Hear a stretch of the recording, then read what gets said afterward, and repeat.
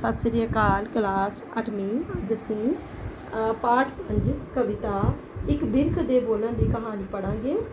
इस कविता के कवि का नाम है डॉक्टर सुरजीत पात्र। और डॉक्टर सुरजीत पात्र की कहना चाहते हैं इस कविता में असीं पढ़ांगे। चलो शुरू करते हाँ। मैं तुहानू अज सुनाना एक कहानी है, बड़ी दिलचस्प है भावें पुरानी। कवि कह रहा है कि बच्चों अज मैं तुहानू एक कहानी सुनावांगा जिहड़ी कि दिलचस्प मतलब रोचक है ते है पर बहुत पुरानी है। बिरख दे मुंड दो भरावां ने खजाना दब्बिया सी जो उन्होंने कितों साझा लभ्या सी। मतलब बिरख हुंदा दरख्त दे मुंड दो भरावां ने एक खजाना दब्बिया सी। खजाना मतलब पैसे वगैरह गहने गुणे होंगे, पैसे होंगे जो कि दोवां भरावां ने कितों साझा लभ्या सी। आ गई बड़े दे मन विच बेईमानी कीती छोटे नाल इह सतानी। मतलब बड़ा भरा बड़ा बेईमान सी, उसदे मन विच बेईमानी आ गई तो उसने छोटे नाल सतानी कर दी। सतानी मतलब शरारत कर ली। आया एक दिन वो अद्धी राती उठ के लै गया चोरी खजाना पुट के। वो अद्धी राती उठ के आंदा तो चोरी चोरी खजाना पुट के लै आंदा, छोटे भरा नूं दसदा नहीं हैगा। फिर वो मिट्टी नाल टोआ भर गया, धरती नूं पहलां वर्गी कर गया। फिर वो मिट्टी नूं टोआ मतलब जिहड़ा कि खड्डा पुट्टिया होया सी उहदे विच खजाना नप्पिया होया सी, मिट्टी दे नाल भर गया। खजाना सारा चुक के लै गया ते जिੱਥੋਂ खजाना नप्पिया होया सी वो धरती नूं पहले वर्गी कर गया। कुछ चिरां मगरों किसी काम लई पैसिਆਂ ਦੀ ਲੋੜ छोटे ਨੂੰ भी पई। मतलब कुछ और थोड़े दिनों बाद छोटे भरा ਨੂੰ भी पैसिਆਂ ਦੀ ਜ਼ਰੂਰਤ पई। कहन लगा आके बड़े भरा ਨੂੰ पैसिਆਂ ਦੀ ਲੋੜ है मैनू जरा तू काम सारे छड्ड के ਉੱਥੋਂ कुछ सिक्के लईए कढ के। अपने बड़े भरा ਨੂੰ कहन लगा कि मैनू पैसिਆਂ ਦੀ ਜ਼ਰੂਰਤ पै गई है, तू सारे काम छड्ड के आ जरा चल ਜਿਹੜਾ खजाना ਅਸੀਂ नप्पिया होया ਉੱਥੋਂ कुछ सिक्के कुछ पैसे ਜਿਹੜੇ कढ के लियाइए। उंज तां वड्डे नूं भेत सी, बिरख दे मुंड हुण केवल रेत सी। वड्डे नूं पता सी कि बिरख मतलब दरख्त दे मुंड सिर्फ रेत ही है, खजाना तो लै गए ना पुट के। फिर भी वो कहन लगा क्यों नहीं अपना पैसा है लियाना क्यों नहीं। फिर भी वो छोटे नूं कहन लगा क्यों नहीं अपना ही पैसा है तो असीं लैके आने क्यों नहीं लियाना। जद उसने उस थां नूं पुट्टिया की निकलदा उत्थों कुछ ना निकलिया। मतलब जदों उन्होंने वो थां नूं पुट्टना शुरू किया तो उत्थों कुछ भी नहीं निकलिया क्योंकि कुछ हैगा ही नहीं सी। बड़ा भरा सारा कुछ खजाना पुट के लै गेदा ही। जद मीसना बन के बड़ा भाई आख्या दब्बिया तो इत्थे सी, गया कित्थे। मीसना मतलब जिहड़ा कि सब कुछ जानते हुए भी चुप हो गए ते वो सब कुछ जानते हुए भी बड़ा भरा कह रहा कि दब्बिया तो इत्थे ही सी, खजाना गया कित्थे। लै गया होवेगा पुट के छोटिया झूठिया चोरा कमीनिया खोटिया। मतलब छोटे भरा नूं गालां कड्ढण लगा कि तू ही पुट के लै गया होना है खजाना जिहड़ा इत्थे नप्पिया सी, तू झूठा चोर कमीना ते खोटा है। गालां कड्ढण लगा। छोटे दे नैन च हंझू आ गए, कहन लगा वेहल धरती दे। छोटे दी अखां दे विचों अथरू आ गए तो वह कहन लगा कि मैनूं धरती वेल दे तो मैं उहदे विच छुप जावां। बच्चियां दी सोह है वड्डिया वीरना, मेरे सीने खोब ये शमशीर ना। मतलब वो कहन लगा कि मैनू अपने बच्चियां दी सोह है वड्डे भरावा, तू मेरे उत्ते ये घटिया आरोप ना लगा, इल्जाम ना लगा। मेरे सीने दे विच मेरे कालजे दे विच तलवार ना ठोक इहो जे इल्जाम लगा के। मैं तो ये गल सोच भी नहीं सकता लै लवां वो जो मेरे हक का नहीं। मतलब कहता कि मैं इस गल नूं सोच भी नहीं सकता कि जिहड़ा मेरे हक की चीज़ नहीं होवे मैं वो भी लै लवां।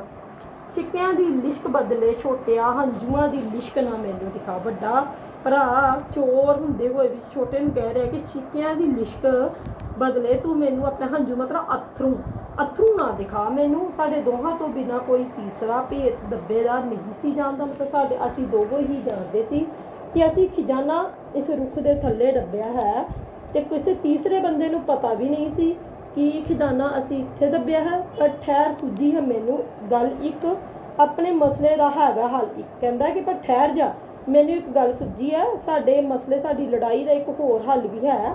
सी कोई साडे बिना भी तीसरा जो सी दौलत दब्बिया नूं देखता। कहंदा कि साडे बिना कोई तीसरा बंदा भी सी जो कि सानूं दौलत दब्बिया नूं देखता सी। बिरख जिस हेठा खजाना दब्बिया सी वो भी सब कुछ करदिआं नूं देखता। कहंदा कि बिरख रुख जिस हेठा असीं खजाना नप्पिया सी वो भी सानूं देखदा पिया सी। खजाना नपदे तो लै के आवांगे असीं पंचायत, बिरख नूं पुछांगे सच्चो सच गल। कहंदा कि कल असीं लै के आवांगे पंचायत ते फिर इस रुख नूं सच्चो सच गल पुछांगे यही सब दसेगा सब दे सामने, इसने ही झूठे सच्चे परखने। कहता कि सारे के सामने दसेगा जो कुछ होया, तो ये झूठे सच्चे की परख जी करके दसेगा। छोटे दे दिल में भी धीरज आ गया, यूं नितारा हो उसने सोचा। छोटे दिल में भी कुछ हौसला आ गया, तो उसने सोचा आ जुड़ी, उसने भी सोचा कि हाँ ये गल ठीक है।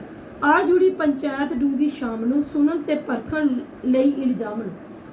शाम नूं पंचायत आ गई सुन परखण ते इल्जाम मतलब किसी के उत्ते दोष लाना, मतलब उस दोष नूं परखण दे लई बिरक दे लागे मसाला बाल के आ जुड़े सब बिरद अधखड़ बाल के।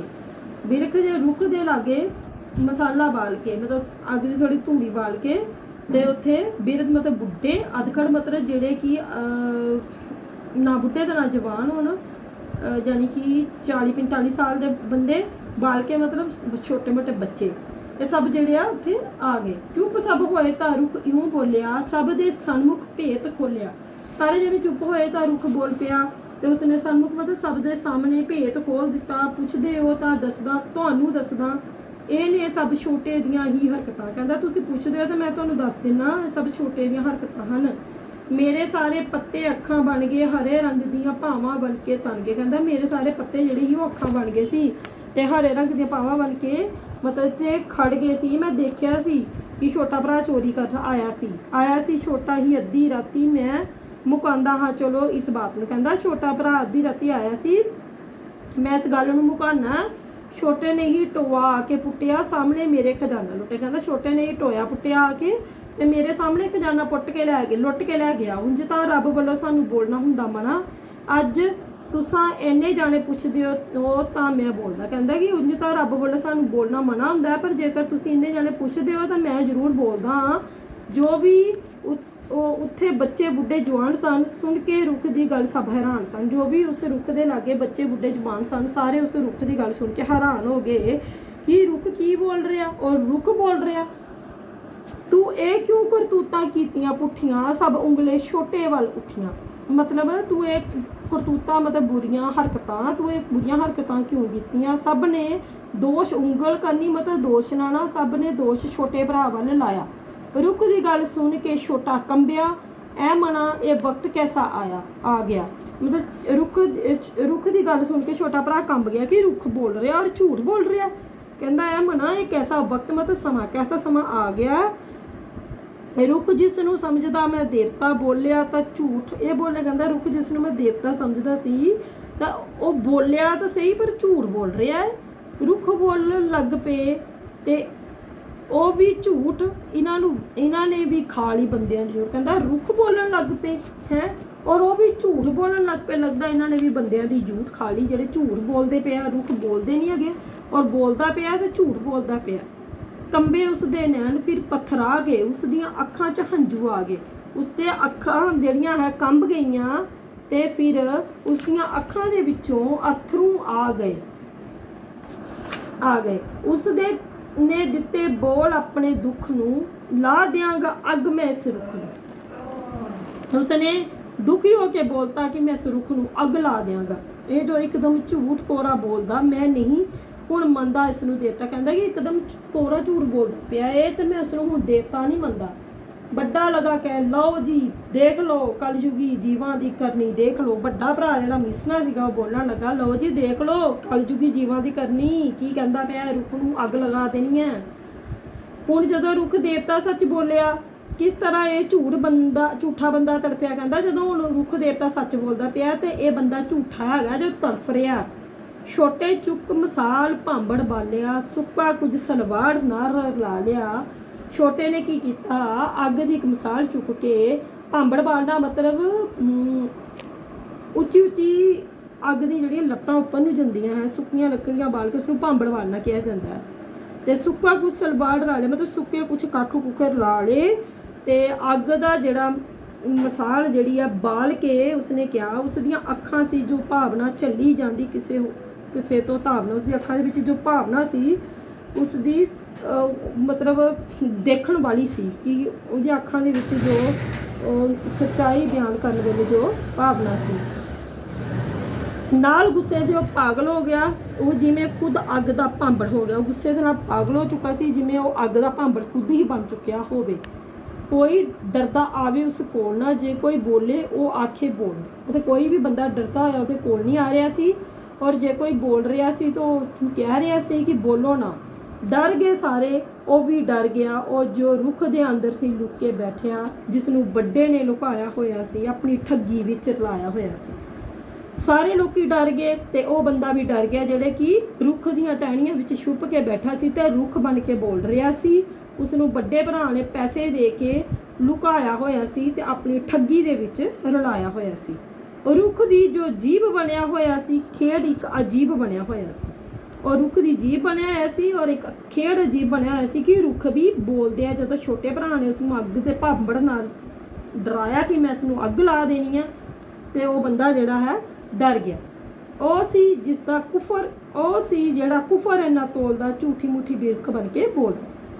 ਕੁਫਰ ਤੋਲਣਾ, ਝੂਠ ਬੋਲਣਾ, ਉਹ ਸੀ ਜੋ ਇੰਨਾ ਬੜਾ ਝੂਠ ਬੋਲਦਾ ਸੀ ਤੇ ਝੂਠੀ ਮੁੱਠੀ ਰੁੱਖ ਬਣ ਕੇ ਬੋਲਦਾ ਸੀ। ਅੱਗ ਦੇ ਭਾਂਬੜ ਤੋਂ ਹੁਣ ਉਹ ਡਰ ਗਿਆ। ਹੌਸਲੇ ਦਾ ਕਰਕੇ ਅਭਿਨਾ ਬੋਲਿਆ, ਮਤਲਬ ਅੱਗ ਦੇ ਭਾਂਬੜ ਤੋਂ ਡਰ ਗਿਆ ਤੇ ਹੌਸਲੇ ਦਾ ਸਾਹਮਣੇ ਕਰਕੇ ਉਹ ਬੋਲਿਆ, ਹੌਸਲੇ ਨਾਲ ਉਹ ਬੋਲਿਆ, ਇੱਕ ਪੱਤੇ ਨੂੰ ਵੀ ਜੇ ਅੱਗ ਛੋ ਗਈ ਵੰਸ ਅੰਨੀ ਕਰ ਦੂੰ ਪੁਸ਼ਤਾਂ ਲਈ। ਕਹਿੰਦਾ ਕਿ ਜੇਕਰ ਇੱਕ ਵੀ ਪੱਤੇ ਨੂੰ ਅੱਗ ਲੱਗੀ ਤਾਂ ਮੈਂ ਤੇਰੀਆਂ ਸਾਰੀਆਂ ਵੰਸ਼ ਮਤਲਬ ਪੀੜ੍ਹੀਆਂ ਨੂੰ ਅੰਨਾ ਕਰ ਦੂੰਗਾ। ਠੀਕ ਆ, ਪੀੜ੍ਹੀਆਂ ਜਿਹੜੀ ਤੇਰੇ ਆਉਣ ਵਾਲੇ ਜਿਹੜੇ ਮਤਲਬ ਤੇਰੇ ਪੁੱਤਰ ਅੱਗੇ, ਉਹਨਾਂ ਦੇ ਪੁੱਤਰ ਅੱਗੇ, ਉਹਨਾਂ ਦੇ ਪੁੱਤਰ, ਉਹਨਾਂ ਨੂੰ ਸਾਰਿਆਂ ਨੂੰ ਅੰਨੇ ਪੈਦਾ ਕਰਾਂਗਾ। ਕੋਲ ਨਾ ਆ, ਪਿੱਛੇ ਹਟ ਜਾ, ਆਪਣੇ ਆਪ ਦੇ ਦਿਆਂਗਾ ਤੈਨੂੰ ਵਰਨਾ ਮੈਂ ਸ਼ਰਾਪ। ਕਹਿੰਦਾ ਕਿ ਮੇਰੇ ਕੋਲ ਨਾ ਆ, ਪਿੱਛੇ ਹਟ ਜਾ, ਨਹੀਂ ਤਾਂ ਮੈਂ ਤੈਨੂੰ ਸ਼ਰਾਪ ਦੇ ਦੇਣਾ। ਰੁੱਖ ਕਹਿ ਰਿਹਾ ਹੈ, ਰੁੱਖ ਨਹੀਂ ਕਹਿ ਰਿਹਾ, ਰੁੱਖ ਦੇ ਵਿੱਚ ਜਿਹੜਾ ਝੂਠਾ ਠੱਗ ਬੈਠਾ ਛੁਪ ਕੇ ਉਹ ਕਹਿ ਰਿਹਾ, ਮੈਂ ਨਹੀਂ ਡਰਦਾ, ਨਹੀਂ ਕੀਤਾ ਮੈਂ ਪਾਪ, ਦੇ ਤੂੰ ਹੁਣ ਜਿਹੜਾ ਦੇਣਾ ਸ਼ਰਾਪ। ਛੋਟਾ ਭਰਾ ਕਹਿ ਰਿਹਾ ਕਿ ਮੈਂ ਨਹੀਂ ਡਰਦਾ, ਮੈਂ ਕੋਈ ਪਾਪ ਨਹੀਂ ਕੀਤਾ, ਤੂੰ ਮੈਨੂੰ ਦੇ ਦੇ ਜਿਹੜਾ ਸ਼ਰਾਪ ਦੇਣਾ। ਜੇ ਕਿਤੇ ਰੱਬ ਹੀ ਨਹੀਂ ਤਾਂ ਕੀ ਸ਼ਰਾਪ, ਜੇ ਕਿਤੇ ਉਹ ਹੈ ਤਾਂ ਸਭ ਸਮਝੇਗਾ ਆਪ। ਕਹਿੰਦਾ ਪਿਆ ਕਿ ਜੇਕਰ ਕਿਤੇ ਰੱਬ ਹੀ ਨਹੀਂ ਤਾਂ ਸ਼ਰਾਪ ਕੀ ਲੱਗੇਗਾ, ਜੇਕਰ ਉਹ ਹੈ ਤਾਂ ਸਭ ਸਮਝੇਗਾ ਆਪ। ਮਤਲਬ ਕਿ ਜੇਕਰ ਮੈਂ ਝੂਠਾ ਹਾਂ ਤਾਂ ਮੈਨੂੰ ਸ਼ਰਾਪ ਲੱਗੇਗਾ, ਜੇਕਰ ਮੈਂ ਸੱਚਾ ਹਾਂ ਤਾਂ ਮੈਨੂੰ ਕੋਈ ਪਰਵਾਹ ਨਹੀਂ। ਜੇ ਉਹ ਝੂਠਾ ਹੈ ਜਾਂ ਉਸ ਦੀ ਸਾਰ ਨਹੀਂ, ਮੈਨੂੰ ਕੋਈ ਖੋਫ, ਕੋਈ ਪਿਆਰ ਨਹੀਂ। ਕਹਿੰਦਾ ਕਿ ਜੇਕਰ ਉਹ ਝੂਠਾ ਹੈ ਤਾਂ ਉਹਦਾ ਕੋਈ, ਤਾਂ ਉਸ ਦੀ ਕੋਈ ਸਾਰ ਨਹੀਂ, ਮਤਲਬ ਉਸਦਾ ਮਤਲਬ ਕੋਈ ਕੁਝ ਕਰ ਹੀ ਨਹੀਂ ਸਕਦਾ, ਰੱਬ ਨੂੰ ਸਜ਼ਾ ਦੇਵੇਗਾ। ਇਹ ਕਹਿੰਦਾ ਜੇਕਰ ਮੈਂ ਸੱਚਾ ਹਾਂ ਤਾਂ ਮੈਨੂੰ ਕੋਈ ਖੋਫ ਨਹੀਂ, ਮੈਨੂੰ ਕੋਈ ਡਰ ਨਹੀਂ ਹੈ ਕਿਸੇ ਦਾ ਵੀ। ਮੈਂ ਬੋਲਦਾ ਪਿਆ, ਜੇ ਉਹ ਸੱਚੇ ਨੂੰ ਬਚਾ ਸਕਦਾ ਨਹੀਂ, ਮੇਰਾ ਤੇ ਫਿਰ ਉਸਦਾ ਕੋਈ ਰਿਸ਼ਤਾ ਨਹੀਂ। ਕਹਿੰਦਾ ਕਿ ਜੇ ਰੱਬ ਸੱਚੇ ਬੰਦੇ ਨੂੰ ਬਚਾ ਨਹੀਂ ਸਕਦਾ, ਮੇਰਾ ਤੇ ਉਹਦਾ ਕੋਈ ਰਿਸ਼ਤਾ ਹੀ ਨਹੀਂ ਹੈਗਾ। ਲਾਂਬੂ ਉਸਨੇ ਹੋਰ ਉੱਚਾ ਚੁੱਕਿਆ ਜਦ ਸੀ ਜਰਾ ਪੱਤਿਆਂ ਨੂੰ ਛੂਹਣ ਲੱਗਾ। ਲਾਂਬੂ ਮਤਲਬ ਅੱਗ ਦੇ ਨਾਲ ਬੰਦਾ ਹੋਇਆ ਭਾਂਬੜ ਜਦੋਂ ਉਸਨੇ ਉੱਚਾ ਚੁੱਕਿਆ, ਜਦੋਂ ਪੱਤਿਆਂ ਨੂੰ ਅੱਗ ਲਾਉਣ ਲੱਗਾ, ਉਹ ਸੀ ਸੰਘਣੇ ਰੁੱਖ ਸੀ ਲੁਕਿਆ ਪਿਆ। ਉਹਦੇ ਅੰਦਰ ਬਹੁਤਾ ਜਿਹਾ ਡਰ ਆ ਗਿਆ। ਜਿਹੜਾ ਬੰਦਾ ਰੁੱਖ ਦੇ ਅੰਦਰ ਲੁਕਿਆ ਹੋਇਆ ਸੀ ਉਹ ਅੰਦਰੋਂ ਅੰਦਰ ਡਰ ਗਿਆ। ਉਹ ਸੀ ਕਰਦਾ ਜਿਹੜਾ ਕੁਫਰ ਇੰਨਾ ਤੋਲਦਾ, ਝੂਠੀ ਮੁੱਠੀ ਬਿਰਖ ਬਣ ਕੇ ਬੋਲਦਾ। ਉਹ ਬੰਦਾ ਜਿਹੜਾ ਕਿ ਇੰਨਾ ਝੂਠ ਬੋਲ ਰਿਹਾ ਸੀ, ਝੂਠੀ ਮੁੱਠੀ ਰੁੱਖ ਬਣ ਕੇ ਬੋਲ ਰਿਹਾ ਸੀ। ਅੱਗ ਦੀਆਂ ਲਪਟਾਂ ਤੋਂ ਡਰਦਾ ਫਿਸਲਿਆ, ਬਿਰਖ ਦੇ ਮੁੰਡ ਕੋਲ ਆ ਕੇ ਡਿੱਗ ਪਿਆ। ਅੱਗ ਦੀਆਂ ਲਪਟਾਂ ਤੋਂ ਡਰਦਾ ਹੇਠਾਂ ਡਿੱਗ ਪਿਆ। ਉਹ ਸੀ ਜਿਹੜਾ ਬਿਰਖ ਬਣ ਕੇ ਬੋਲਦਾ। ਕਹਿਣ ਲੱਗੇ ਲੋਕ ਦੇਖੋ ਆ ਪਿਆ, ਮਤਲਬ ਜਿਹੜਾ ਬੰਦਾ ਜਿਹੜਾ ਰੁੱਖ ਬਣ ਕੇ ਬੋਲਦਾ ਪਿਆ ਸੀ, ਸਾਰੇ ਲੋਕੀ ਕਹਿਣ ਲੱਗੇ ਇਹ ਪਿਆ ਉਹ ਝੂਠਾ। ਉਹ ਅਚਾਨਕ ਜੋਸ਼ ਖਾ ਕੇ ਉੱਠਿਆ ਲੱਗਾ, ਜਦੋਂ ਦੌੜਨ ਲੋਕਾਂ ਨੇ ਫੜ, ਮਤਲਬ ਅਚਾਨਕ ਜੋਸ਼ ਖਾ ਕੇ ਡਿੱਗ ਪਿਆ ਤੇ ਉੱਠ ਕੇ ਦੌੜਨ ਲੱਗਾ ਕਿ ਮੈਨੂੰ ਕੋਈ ਮਾਰੇ ਨਾ। ਹੁਣ ਲੋਕਾਂ ਨੇ ਫੜ ਲਿਆ ਉਸਨੂੰ, ਜੋੜ ਕੇ ਉਹ ਹੱਥ ਪੈਰੀ ਪੈ ਗਿਆ। ਗਰਜਦਾ ਸੀ ਜਿਹੜਾ, ਹੁਣ ਡਰਿਆ ਪਿਆ, ਮਤਲਬ ਜਿਹੜਾ ਗਰਜ ਕੇ ਬੋਲਦਾ ਪਿਆ ਸੀ ਰੁੱਖ ਬਣ ਕੇ, ਹੁਣ ਡਰਿਆ ਪਿਆ ਸੀ। ਤੇ ਲੋਕਾਂ ਦੇ ਉਹਦੇ ਛੋਟੇ ਭਰਾ ਦੇ ਪੈਰੀ ਪੈ ਕੇ ਹੱਥ ਜੋੜ ਕੇ, ਬਖਸ਼ੋ ਮੈਨੂੰ ਭਰਾਵੋ, ਬਖਸ਼ੋ, ਮੈਂ ਨਿਰਦੋਸ਼ ਹਾਂ, ਮੈਨੂੰ ਨਾ ਕੁਝ ਵੀ ਇਹੋ ਕਹਿਣ ਲੱਗਾ, ਬਖਸ਼ੋ ਮੈਨੂੰ ਮਾफ़ ਕਰੋ ਭਰਾਵੋ, ਮੈਂ ਨਿਰਦੋਸ਼ ਹਾਂ, ਮੇਰੀ ਕੋਈ ਗਲਤੀ ਨਹੀਂ ਹੈਗੀ, ਮੈਨੂੰ ਕੁਛ ਨਾ ਕਹੋ, ਮੈਂ ਤਾਂ ਮੈਨੂੰ ਵੱਡੇ ਨੇ ਸਭ ਕੁਝ ਆਖਿਆ ਸੀ, ਦੇ ਕੇ ਲਾਲਚ ਰੁੱਖ ਉੱਤੇ ਚੜਾਇਆ ਸੀ। ਕਹਿੰਦਾ ਕਿ ਮੈਨੂੰ ਵੱਡੇ ਭਰਾ ਨੇ ਇਹ ਸਭ ਕੁਝ ਕਰਨ ਲਈ ਕਿਹਾ ਸੀ, ਉਸਨੇ ਮੈਨੂੰ ਪੈਸਿਆਂ ਦਾ ਲਾਲਚ ਦੇ ਕੇ ਦਰਖਤ ਦੇ ਉੱਤੇ ਚੜਾਇਆ ਸੀ। ਕਿੱਥੇ ਆ ਵੱਡਾ, ਉਹ ਜਿਸ ਨੇ ਥਾਪਿਆ ਰੱਬ ਬਣਾ ਕੇ ਇਸ ਨੂੰ ਰੁੱਖ 'ਤੇ ਚੜਾਇਆ। ਸਾਰੇ ਕਹਿਣ ਲੱਗੇ ਵੱਡਾ ਭਰਾ ਕਿੱਥੇ ਆ, ਜਿਹਨੇ ਰੱਬ ਬਣਾ ਕੇ ਇਹਨੂੰ ਰੁੱਖ ਦੇ ਉੱਤੇ ਚੜਾਇਆ ਗਿਆ ਸੀ। ਖਿਸਕ ਚੁੱਕਾ ਸੀ ਤਦੋਂ ਤੱਕ ਰੱਬ ਮੁੜ ਪਏ ਸਾਰੇ ਆਪਣੇ ਘਰਾਂ ਨੂੰ। ਸਭ ਲੋਕ ਸਭ ਕਹਿੰਦੇ ਕਿ ਉਹ ਖਿਸਕ ਚੁੱਕਾ ਸੀ। ਖਿਸਕ ਜਾਣਾ ਮਤਲਬ ਉੱਥੋਂ ਨਿਕਲ ਚੁੱਕਾ ਸੀ ਵੱਡਾ ਜਿਹੜਾ ਕਿ ਰੱਬ ਬਣਾ ਕੇ ਉਸ ਬੰਦੇ ਨੂੰ ਚੜਾਇਆ ਸੀ। ਇਹ ਸੁਣ ਕੇ ਸਾਰੇ ਬੰਦੇ ਆਪਣੇ ਆਪਣੇ ਘਰਾਂ ਨੂੰ ਚੱਲ ਗਏ। ਸਭ ਨੂੰ ਪਤਾ ਚੱਲ ਗਿਆ ਕਿ ਝੂਠਾ ਕਿਹੜਾ ਤੇ ਸੱਚਾ ਕਿਹੜਾ। ਛੋਟੇ ਨੂੰ ਸਭ ਨੇ ਗਲੇ ਲਾ ਲਿਆ, ਤੈਨੂੰ ਤੇਰੇ ਸੱਚ ਨੇ ਅੱਜ ਬਚਾਇਆ। ਛੋਟੇ ਭਰਾ ਨੂੰ ਸਾਰਿਆਂ ਨੇ ਗਲੇ ਲਾਇਆ ਤੇ ਕਿਹਾ ਕਿ ਤੈਨੂੰ ਤੇਰੇ ਸੱਚ ਨੇ ਅੱਜ ਬਚਾਇਆ ਹੈ। ਤੇਰੇ ਅੰਦਰ ਦੁੱਖ ਸੀ ਤੇ ਸੱਚ ਸੀ, ਤੂੰ ਨਾ ਡਰਿਆ ਉਸ ਤੋਂ ਜਿਹੜਾ ਕੱਚ ਸੀ। ਕਹਿੰਦੇ ਕਿ ਤੇਰੇ ਅੰਦਰ ਦੁੱਖ ਸੀ ਤੇ ਸੱਚ ਵੀ ਸੀ, ਤੂੰ ਡਰਿਆ ਹੀ ਨਹੀਂ। ਠੀਕ ਹੈ, ਉਸ ਤੋਂ ਜਿਹੜਾ ਕੱਚ ਸੀ, ਮਤਲਬ ਜਿਹੜਾ ਝੂਠ ਬੋਲਦਾ ਸੀ, ਤੂੰ ਉਸ ਤੋਂ ਡਰਿਆ ਨਹੀਂ। ਬਿਰਖ ਨੇ ਸਭਨਾਂ ਨੂੰ ਜਾਂਦੇ ਦੇਖਿਆ, ਬੰਦਿਆਂ ਦੀ ਸੋਚ ਬਾਰੇ ਸੋਚਿਆ। ਮਤਲਬ ਉਸ ਰੁੱਖ ਨੇ ਸਾਰਿਆਂ ਨੂੰ ਜਾਂਦੇ ਦੇਖਿਆ ਤੇ ਬੰਦੇ ਦੀ ਸੋਚ ਬਾਰੇ ਦੇਖਿਆ। ਦੇਖੋ ਬੰਦੇ ਕਿੰਨੇ ਝੂਠੇ ਹੋ ਗਏ, ਕਲਯੁਗ ਆ ਗਿਆ। ਚੁੱਪ ਸੀ ਉਹ, ਉਸਦੇ ਪੱਤੇ ਇਵੇਂ ਕੰਬੇ। ਕੌਣ ਕੰਬੇ ਸਨ? ਕਹਿ ਰਹੇ ਸਨ ਕੁਝ ਜਿਵੇਂ, ਮਤਲਬ ਦਰਖਤ ਚੁੱਪ ਸੀ ਪਰ ਉਹਦੇ ਪੱਤੇ ਇਸ ਤਰ੍ਹਾਂ ਕੰਬ ਰਹੇ ਸਨ ਕਿ ਜਿਵੇਂ ਉਹ ਕੁਝ ਕਹਿ ਰਹੇ ਹੋਣ। ਕੰਬਦੇ ਪੱਤਿਆਂ ਨੇ ਕੀ ਸੀ ਆਖਿਆ, ਕੌਣ ਸਮਝੇ ਪੱਤਿਆਂ ਦੀ ਭਾਸ਼ਾ। ਮਤਲਬ ਪੱਤਿਆਂ ਰੁੱਖਾਂ ਦੀ ਭਾਸ਼ਾ ਅਸੀਂ ਸਮਝ ਨਹੀਂ ਸਕਦੇ। ਉਹਦੇ ਪੱਤੇ ਕੰਬ ਕੇ ਕੀ ਬੋਲ ਰਹੇ ਸਨ, ਕੌਣ ਸਮਝੇ ਰੁੱਖਾਂ ਦੀ ਭਾਸ਼ਾ। ਰੁੱਖ ਹੀ ਸਮਝ ਸਕਦੇ ਹਨ। ਸਾਵੇ ਰੁੱਖਾਂ ਤੋਂ ਪੀਲੇ ਕੁਝ ਪੱਤੇ ਗਿਰੇ, ਜਿਸ ਤਰ੍ਹਾਂ ਕਿ ਬਿਰਖ ਦੇ ਹੰਝੂ ਗਿਰੇ। ਸਾਵੇ ਹਰੇ ਰੁੱਖ, ਸਾ ਮਤਲਬ ਹਰਾ, ਹਰੇ ਹਰੇ ਰੁੱਖ ਤੋਂ ਕੁਝ ਪੀਲੇ ਪੀਲੇ ਪੱਤੇ ਗਿਰੇ, ਹੇਠਾਂ ਡਿੱਗੇ। ਇਸ ਤਰ੍ਹਾਂ ਲੱਗਾ ਜਿਵੇਂ ਕੋਈ ਦਰਖਤ ਦੇ ਪੱਤੇ ਜਿਹੜੇ ਆ ਰੋ ਰਹੇ ਹਨ। ਬੋਲਦੇ ਨੇ ਬਿਰਖ ਵੀ ਪਰ ਸੁਣਦਾ ਕੌਣ, ਸਾਵਿਆਂ ਸਫਿਆਂ ਤੇ ਲਿਖਿਆ ਪੜਦਾ ਕੌਣ। ਤਾਂ ਇਹ ਕਹਿ ਰਿਹਾ ਕਿ ਰੁੱਖ ਵੀ ਬੋਲਦੇ ਨੇ ਪਰ ਕੌਣ ਸੁਣਦਾ ਹੈ। ਸਾਵਿਆਂ ਸਫਿਆਂ ਮਤਲਬ ਹਰਿਆਂ ਪੱਤਿਆਂ ਤੇ ਲਿਖਿਆ ਕੌਣ ਪੜਦਾ ਹੈ। ਝੂਠੇ ਲੋਕੀ ਬਿਰਖ ਬਣ ਕੇ ਬੋਲਦੇ, ਜ਼ਹਿਰ ਦੇ ਪੂਣਾ ਦੇ ਅੰਦਰ ਬੋਲਦੇ। ਬਿਰਖ ਤਾਂ ਦਿੰਦੇ ਨੇ ਛਾਵਾਂ ਧੁੱਪ, ਖੜੇ ਜ਼ਹਿਰ ਨੂੰ ਅੰਮ੍ਰਿਤ 'ਚ ਬਦਲਦੇ। ਕਹਿੰਦੇ ਕਿ ਝੂਠੇ ਲੋਕੀ ਬਿਰਖ ਬਣ ਕੇ ਬੋਲਦੇ ਆ ਤੇ ਹਵਾ ਦੇ ਵਿੱਚ ਜ਼ਹਿਰ ਘੋਲਦੇ ਆ, ਪਰ ਰੁੱਖ ਕਦੇ ਝੂਠ ਨਹੀਂ ਬੋਲਦੇ। ਰੁੱਖ ਤਾਂ ਸਾਨੂੰ ਛਾਂ ਦਿੰਦੇ ਹਨ। ਠੀਕ ਹੈ, ਧੁੱਪ ਵਿੱਚ ਖੜੇ ਰਹਿੰਦੇ ਹਨ, ਖੁਦ ਜ਼ਹਿਰ ਪੀ ਕੇ ਸਾਨੂੰ ਅੰਮ੍ਰਿਤ ਦਿੰਦੇ ਹਨ। ਮਤਲਬ ਸਾਡੇ ਸਾਹ ਲੈਣ ਲਈ ਸਾਫ਼ ਸੁਥਰੀ ਆਕਸੀਜਨ ਗੈਸ, ਲੱਕੜੀ ਘਰ ਬਣਾਉਣ ਲਈ, ਵਧੀਆ ਜਿਹੜਾ ਹੈ ਫਰਨੀਚਰ ਬਣਾਉਣ ਲਈ ਲੱਕੜੀ ਦਿੰਦੇ ਹਨ, ਜੜੀ ਬੂਟੀਆਂ ਦਿੰਦੇ ਹਨ ਦਵਾਈਆਂ ਲਈ। ਔਰ ਰੁੱਖਾਂ ਤੋਂ ਹੀ ਸਾਨੂੰ ਫਲ, ਅਨਾਜ ਬਹੁਤ ਕੁਝ ਮਿਲਦਾ ਹੈ। ਇਸ ਕਰਕੇ ਰੁੱਖ ਕਦੀ ਵੀ ਝੂਠ ਨਹੀਂ ਬੋਲਦੇ। ਰੁੱਖ ਸਾਨੂੰ ਖੁਦ ਜ਼ਹਿਰ ਪੀ ਕੇ ਸਾਨੂੰ ਅੰਮ੍ਰਿਤ ਦਿੰਦੇ ਹਨ ਤੇ ਰੁੱਖਾਂ 'ਤੇ ਇਲਜ਼ਾਮ ਨਹੀਂ ਲਗਾਉਂਦੇ। ਧੰਨਵਾਦ।